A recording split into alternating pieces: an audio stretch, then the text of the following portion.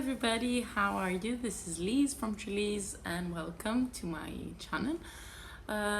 Today, as promised, I said and you asked me also to talk about more of my yoga and my practice, and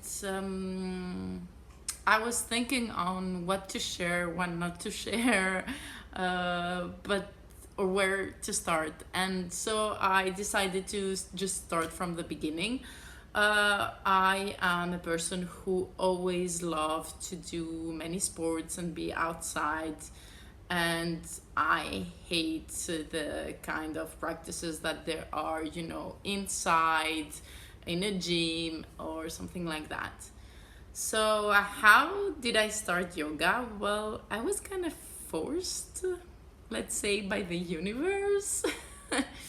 um, if you know my story on how I started kind of dying and knitting, it's a few years ago. It's been 6 years ago. I had an accident. I sleepwalked and fell.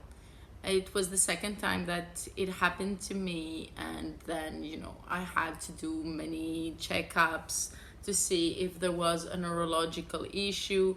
They didn't find anything, and even if they found and even if they had found something, my neurologist said that we wouldn't prescribe something because the two accidents were very far apart. So yeah, and it was a big bump in my head. I actually can feel it, and sometimes this area is really fragile. Like, I can feel that I have some pain there from time to time. And well, it wasn't very well treated, and I almost had to have a skin graft, and it was taking forever to heal and everything. But thank God everything went okay in the end. But after a month and a half that it took to heal, I was literally not doing anything. Of course, I used to kite surf before that, and horse rides sometimes, and then I couldn't do anything, of course. Like, I was barely going at work, and lots of time, I would space out. Like, people would talk to me and I would be like, oh, what? But it healed. It took a good turn. That's the kind. She's drinking water. and then after a month, I had an appendicitis crisis, but I didn't have to go through surgery. But it was a very tumultuous time, let's say, that I couldn't do, physical activities that I enjoyed and everything. The bad thing is that I have some issues with my lungs, so I have asthma and allergies. And after taking so much time, like I think for 3 months I wasn't allowed to do anything, my asthma took the best part of me, and so my stamina wasn't the same. And I tried to go back to horse riding. I would enjoy it, but I was really, really tired. I couldn't do it anymore.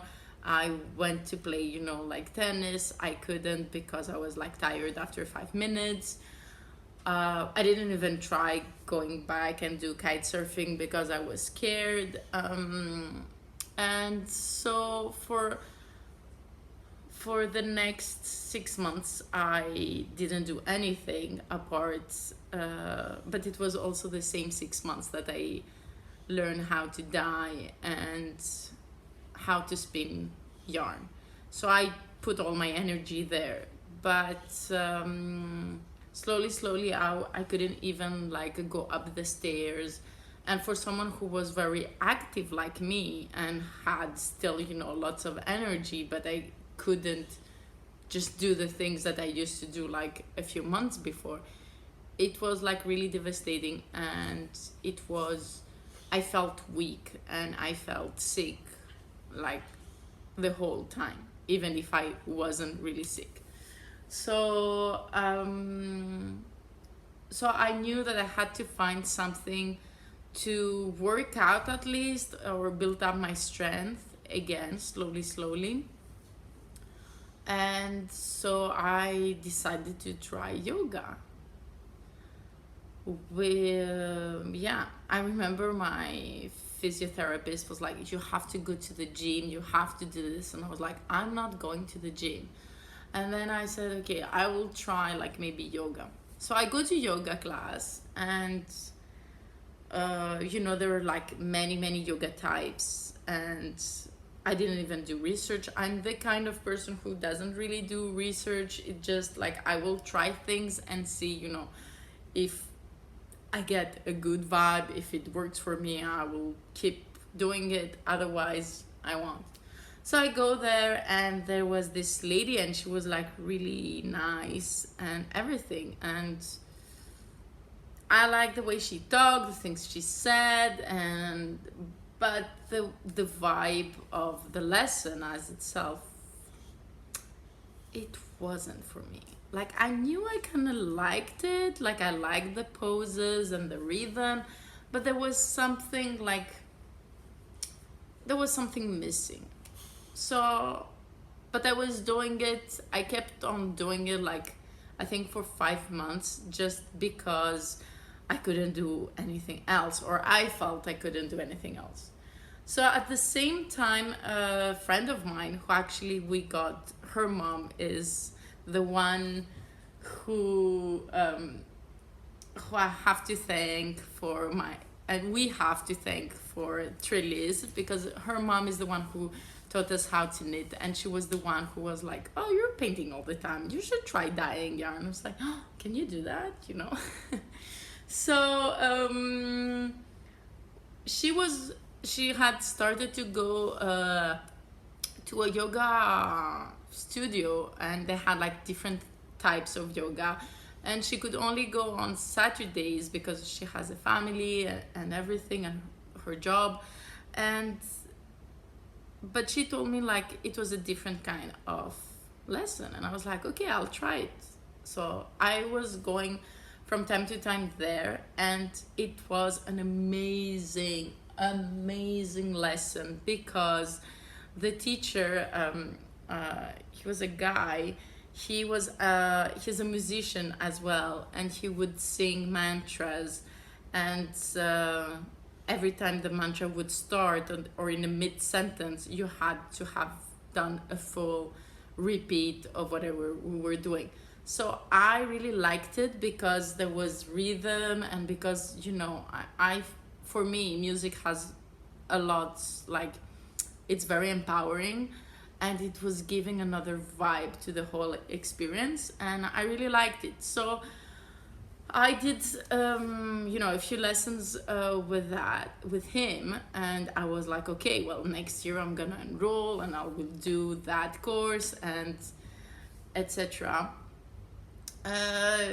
It's funny because that year I had, in general, a breakdown, let's say, and I wasn't in a good place, and I started therapy, and I was doing that kind of yoga, but it was from time to time because I couldn't go every week, because at the time I was also working as an optometrist, and we had surgeries and stuff like that, so I couldn't just put it in my schedule. And I had lots of anxiety back then, and once I remember I was in the subway, and I got an email from, I think she's also a yoga teacher, yeah, but she does Reiki and stuff like that I was just, randomly following her on Facebook, and I was subscribed in her newsletter, and she was just announcing that she would do like a seminar about the healing properties of the chakras. And I remember I didn't even read the whole email, not even afterwards, and I forwarded it to my friend, and I'm like, I don't know what you think, but I'm going. And we decided to go. So every month we would learn things about each chakra and their properties and stuff like that. And I remember that saying, because she asked us, how we ended up there in the first lesson. And I was like, I don't know if the chakras or all that is real or not, but I'm just here to learn. And, if it resonates with me, so be it. I'll have just another tool in my belt. And I found it really interesting, and it really helped me. And every month, there were some things that were making more sense, others that I would understand. And of course, learning stuff like that, you usually, can see them more clearly to other people, or you can understand why there's that or this, or what kind of insecurity and why does it affect the body, the way it affects it, and all this. And then slowly, when, the knowledge is better embedded in your head, I guess, well, at least mine, I could see it more on me and translate, what this feeling means or where it comes from, and how can I work with it without judging it or criticizing it or blah blah blah, whatever. Of course, in the beginning, like, I hadn't a clue, and even now most of the time I don't have a clue of what's going on, but at least I'm trying to be aware. That's what I think. It's, all these kind of practices and knowledge is, I think, tools for us to be more aware of what's going on in our lives. So yeah, and so we started doing this course, and in the yoga studio that my friend was going, they announced that next year there will be a yoga course that would be focusing on the chakras. And they were saying, they were talking about something that is called Kundalini Yoga. So that's the type of yoga. And we actually asked if next year they could do it on Mondays and not on Wednesdays. And we said, okay, let's see. And then the next year it was on Mondays. We could go, me with my work, I could do it, and also her. So it was perfect. And we started doing Kundalini Yoga. So there are lots and lots and lots of different yoga types. Most of them are just much more westernized, if I can say that. Like, you do the asanas, like the poses, and then that's just it. Or there's a really little, a relaxing session in the end, and then it's goodbye. And like, the goal of most of yogas is like, oh, look at me, I'm doing this pose and I'm amazing. So yeah, Kundalini Yoga is not like that. And it's funny because me, as a person with lots of energy, I thought, that I needed to just, go and do stuff and, get tired and, get rid of my energy this way. Well, surprise, surprise, Kundalini Yoga isn't really like that. And of course, like, I'm me, I didn't even Google what Kundalini Yoga is or what it isn't and whatever. So Kundalini Yoga, like,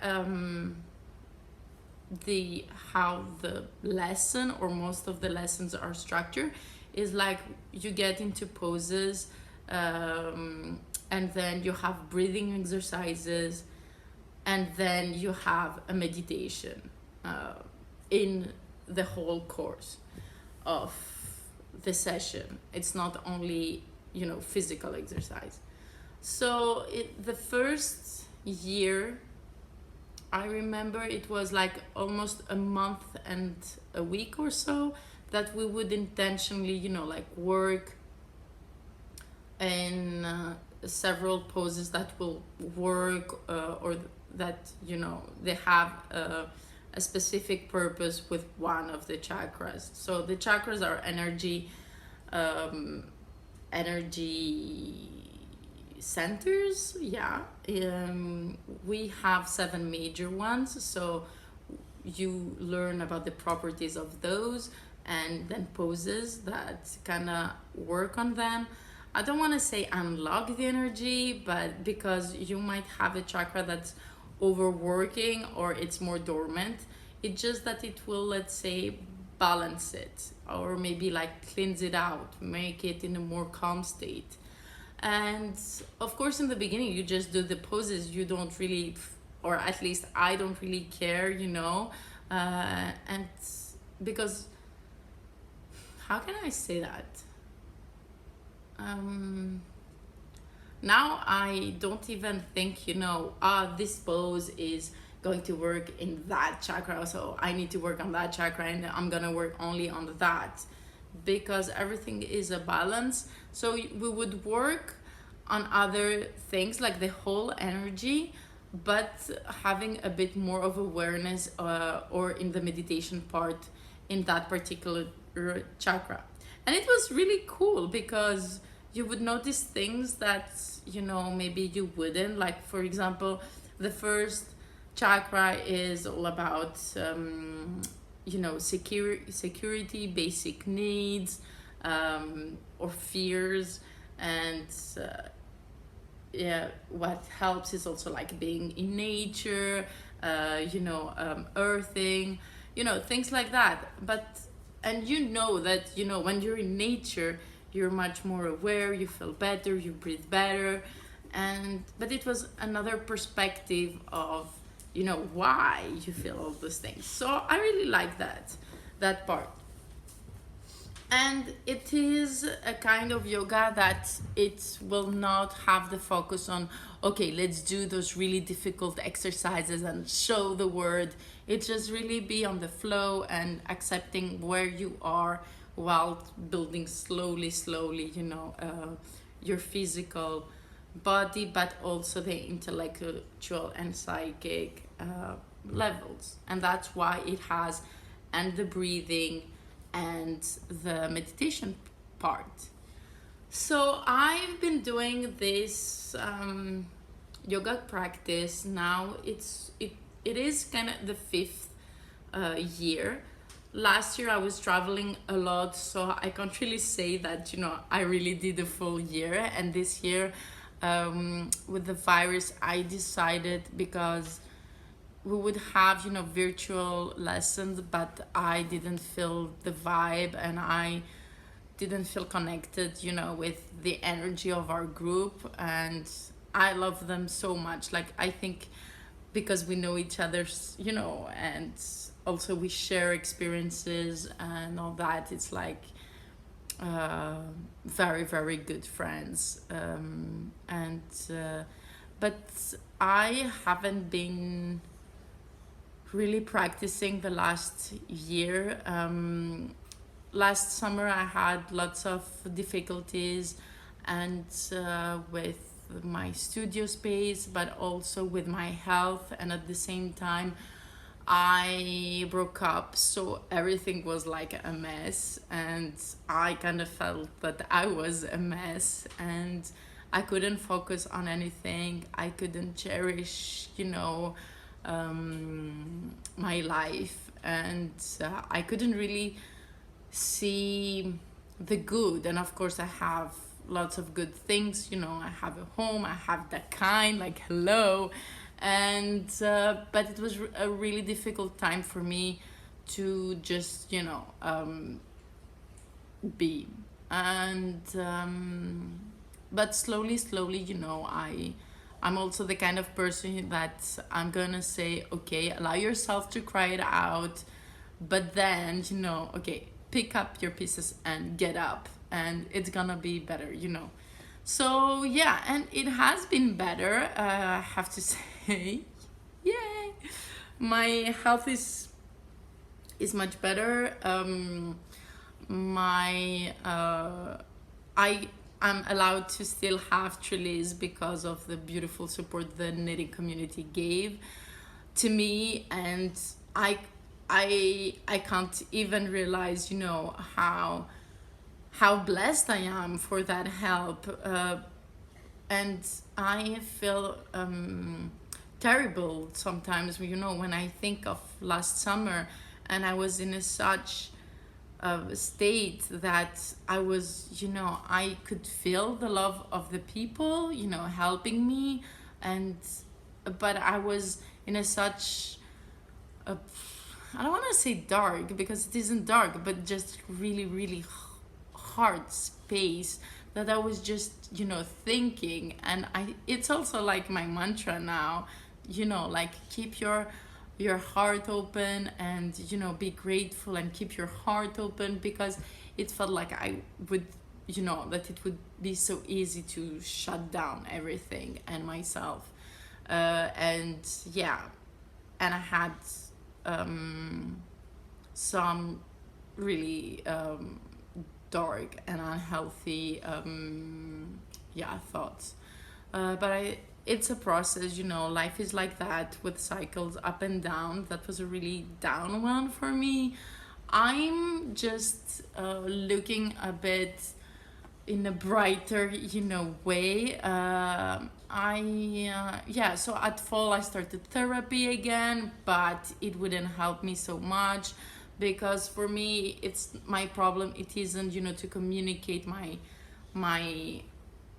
pain or my problems. It is more that I really need also somebody or someone, to kind of push me, but as much as I need to be pushed, to get my life a bit in order, because I was like, woohoo.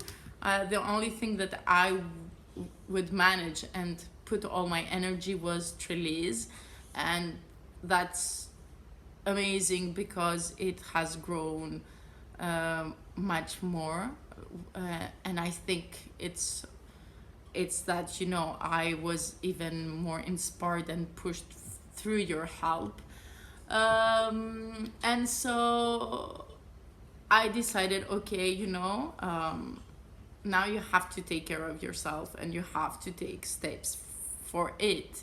And I asked help from a friend of mine who's a health coach. And actually I thought, that health coaching was just about, how to eat and nutrition and stuff like that. But no, it's just so much more. And it really helped me, to just, okay, where do I want to focus? Okay, managing my time better. I'm managing my time better. Doing my social life, okay, let's have a social life, because I was just so shut down. And then it was also, what do I do for me? I used to dye yarn, and that was fun. Now it's my job, so of course it's fun and I love it, but it's a different perspective. I need another outlet. I used to paint. Okay, let's start to paint again. I used to do more yoga. Okay, be accountable and have accountability partners about stuff that you have and goals that you have. And that's why when I started again having my daily practice of yoga or exercise, because now I'm not doing only yoga, I will tell you a bit more later, I am posting like a small snippet of what I'm doing in the morning on Instagram on my stories. It isn't to show off that, oh, look at me, I'm doing yoga and I'm the best or whatever. It's just for me to have you as my accountability partners. And it's funny because I thought, okay, maybe people will think that I'm showing off or whatever, but I said, it's okay, Liz, just, it's for you, it's not for them, and it's okay, and even people get tired of, seeing you doing yoga or an exercise, and they'll be, oh my god, this Trilly is just such a show off, she's all about herself. But in the end, it's about ourselves too, But suddenly, slowly, people were reaching out to me and they were telling me, I loved seeing you doing, your yoga, and it's been an inspiration. I started doing again some exercise, or I started running again, and thank you, it just gave me the boost.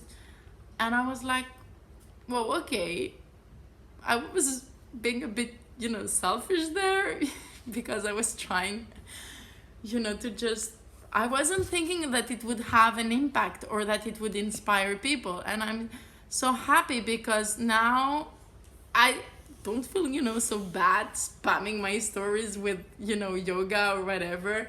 So it's cool. It's just been another side of Trellis that we can connect. And I love that. And just the same happened when, like a couple of weeks ago, I took some plants and I planted them on my studio. People started telling me, and asking me, oh, I have the same plant, but, I killed it after I did this. So, be careful. And we just started exchanging, like plant tips. And it's cool. I love that. So I was even more inspired that I'm inspiring you, to continue. So it's like, everything is connected. So whenever I feel sometimes of, should I share that? Maybe they're bored or with that, or maybe it's not relevant. I'm like, who cares? Maybe it might have a ripple effect or something. So yeah. So I started doing my yoga practice. I think now it's 3 months. I don't remember, but I think it's almost 3 months. So every morning before doing anything else, okay, maybe if I need to go to the bathroom, I'll just go to the bathroom. I just drink a bit of water to hydrate, and I do very, very basic poses and all that just to warm up. And then I will do the sun salutation because it's something easy and I don't have to think and blah blah blah, and then sometimes, because I like it with the mantras, there are the full mantras for each position for the salutation, for the sun salutation, and there are the Biju mantras that are just shorter and makes you do it faster. So I remembered my yoga teacher saying at some point that if you have a very low energy, and you don't feel, like doing anything, if you do those circles of the sun salutation and up with the faster ones, so you end up your session, with having more energy because you're going faster, and then you leave your yoga practice with being in your hype. But if you have too much energy and you feel that you're impatient or you're stressed, or just do slower rounds, faster ones, and then slower again to just leave your practice being a bit more relaxed. So I was trying to do that. There is one specific track that I really like, and I have found the CD on a YouTube list, so I'll try to link it down below if I remember. Otherwise, just please send me a messenger like, Liz, send us the video if you're interested. But the whole CD is on one track. So I think it's after the 10th minute mark or something like that. Yeah, and afterward I would do some breathing and meditation, but sometimes I want to do the meditation. I will just sit for a bit and just calm my mind, and it's okay, it's not because I say that I'll do it every day that I'm doing all of the things every day, because it depends how I feel, and my time, sometimes I really need to go up just very, very early on, and I just won't do it, and it's okay. Or if I'm waiting for my period and I'm feeling cranky, I'm not gonna force myself. But because our minds likes us not to do things and procrastinate, you have to be accountable for when you don't do it, because it's okay for you not to do it from time to time, but then is it like a good reason, or is it just that, okay, I'm allowing myself to have a break, or is it just all the time the same excuse? And that's different. So you have to be aware of when you're doing it or not. So now it's been 3 weeks that I was feeling that I was in a routine, that I was doing all the time the same things, and I didn't like that. I love a YouTuber which is Yoga with Adrienne.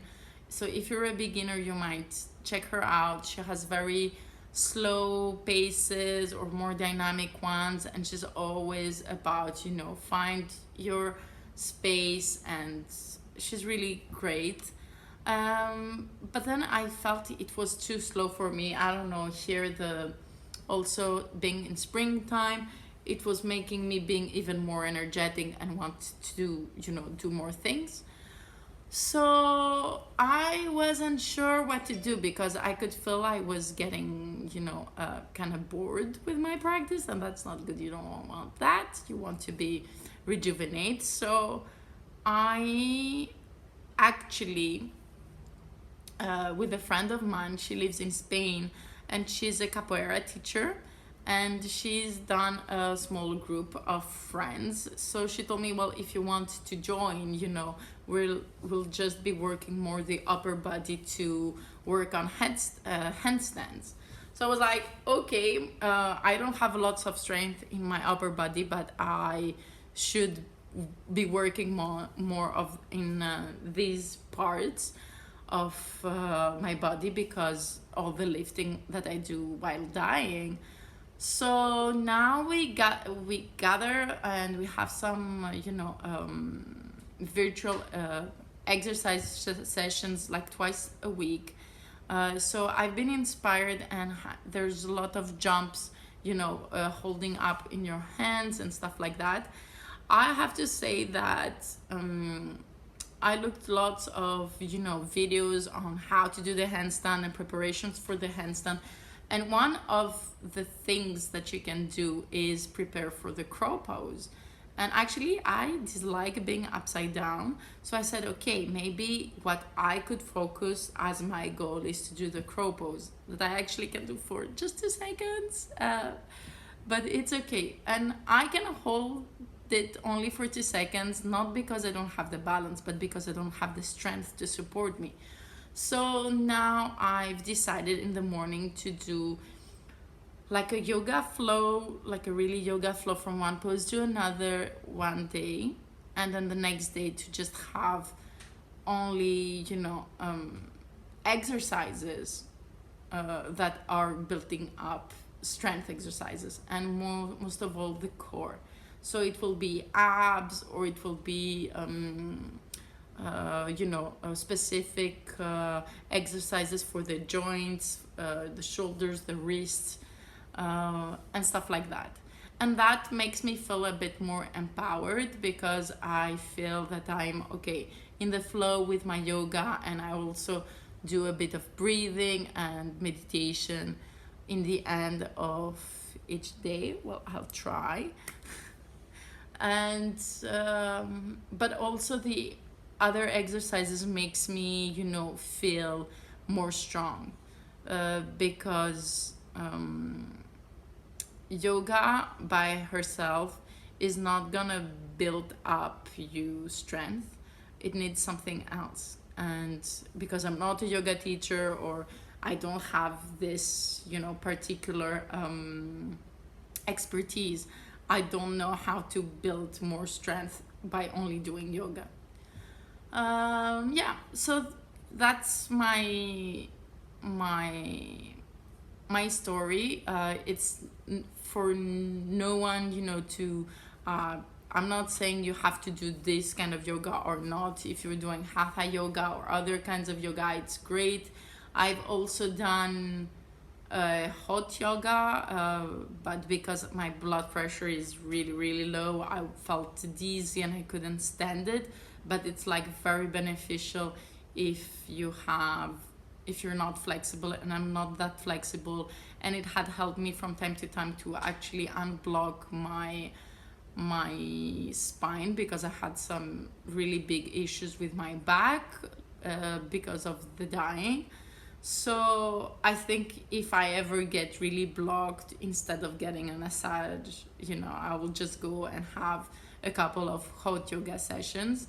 Yeah, so that's just my takeout from my yoga, practice. I think you should always be aware of the teacher. The teacher is always, the most important thing, because even like the same exact thing taught by someone who is not in the same, vibe, or, mentally thinking, in the same mental ground as you, then it might not work. Also, I do know lots of people are asking, do you have to be vegan to be a yogi?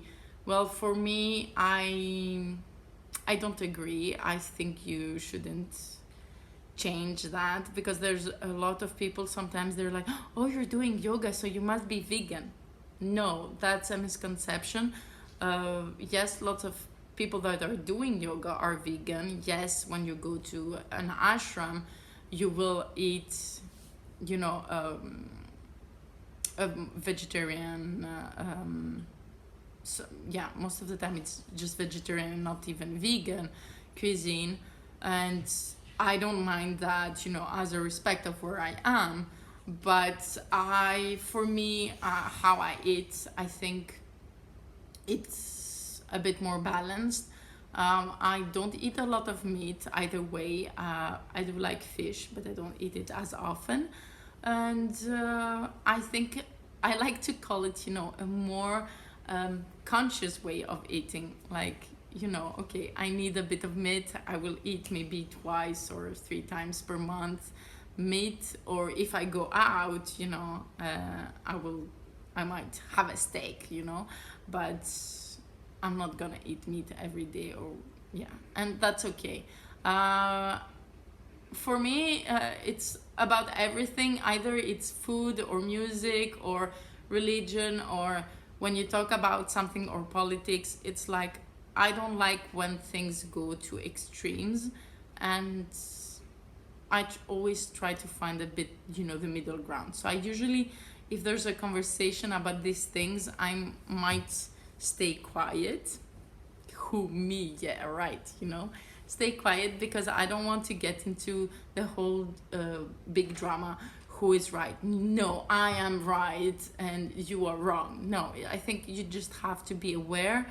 Or for example, if I buy meat, I will go to a farmer and get, the meat that he knows how he raised or everything. I'm not just gonna go and buy whatever. So I'm trying to be mindful of that. When you go out, you might not know exactly, but it's okay. I'm not gonna beat up myself, So I wanted to share with you also some books that I have shared through the years, or more recently, because of course there's one that I always talk about. There are some that are a bit more yogi and others that aren't. But I think there's one that I shared many years ago on my Instagram. Yeah, it was many years ago, 2017. Thank God I like to write where I got, my books. So this book is a very easy read. It's The Inner Engineering, a Yogi's Guide to Joy by Sadhguru. I really like Sadhguru because he talks very, like you're in his veranda and he talks to you, and and he has a very simple way of saying things. It's true I haven't seen a lot of his things on YouTube, but I really liked this book, and it's very easy to read. Like it's like for the dummy, for the yogi dummy, and it's really, really nice. I really like it, and he takes you through stories of himself. And it's funny because I think I had posted at the time in 1 or 2 pictures on my Instagram, and then when I went for the first time in the US, in 2018, there was this lady and she came to me and she's like, oh my God, Liz, thank you so much for posting about this book. And I was like, which book? And she had it with her on her purse and she took it out. It's like, it was amazing. At the time, my husband had passed away, and it was really comforting for me. And I was like, well, I'm very happy it helped you. You know, I didn't know what to say. So yeah, definitely, if you want something really easy, it's an easy read. I would say, yeah, Inner Engineering, A Yogi's Guide to Joy by Sadhguru. Then there's one that it's really a yogi psychology perspective. It talks all about the chakras and everything. So it's practical yoga psychology. So I'm not sure where you can find this book, but I think it's available also as a PDF by the Bihar Yoga School. And they have like a huge array of books if you're either into yoga already or not. Then I really like the mindfulness in knitting. I think I've already talked about it maybe on my stories. Yeah, because it also it talks about the knitting, the history of knitting, but it also makes the parallel about the meditation feel and of knitting, and also it actually really uses also some yogic terms, which is really cool. And last but not least, it has nothing to do with yoga, but it's a book that every woman should read it, and I have gifted it I don't know how many times in how many people. And even if you have daughters that are like turning teenagers or not, like you have at some point to get them that book. It's Women Who Run with the Wolves by Clarissa Pinkola Estes. This is actually the second cover. The first cover is a black one with a woman, which is the first book I had, and this is the second one I am. There is a bookmark because I like to reread some of the stories, and again, it's their meaning, and this book is the one that I write. So remember, I'm freaking out if people are writing in books, but yeah, this one is for that is its job. So yeah, I don't know if you have questions about whatever I've said here. Please do not take anything that it is as a guide. It's just my story of yoga and of how I perceive things about it. I was happy that you liked the idea of making a series maybe about the chakras and about colors and all that. So I will try from time to time to do also videos about it. Now the sock along has been finished, and I'm very excited that you all enjoyed it, and I'm thinking of proposing you in the next video a couple of ideas to have another knit along. So yeah, I was thinking about some sweaters, but then I'm like, oh, it's gonna get warm and hot. Well, at least here it's really hot and warm, so I'm not sure. But, or maybe smaller ones or tops. Maybe the bralette, I was thinking, the ripple bralette. So yeah, but I will do another video, I think, by the end of the week, and we can discuss it over there. So nice to see you all.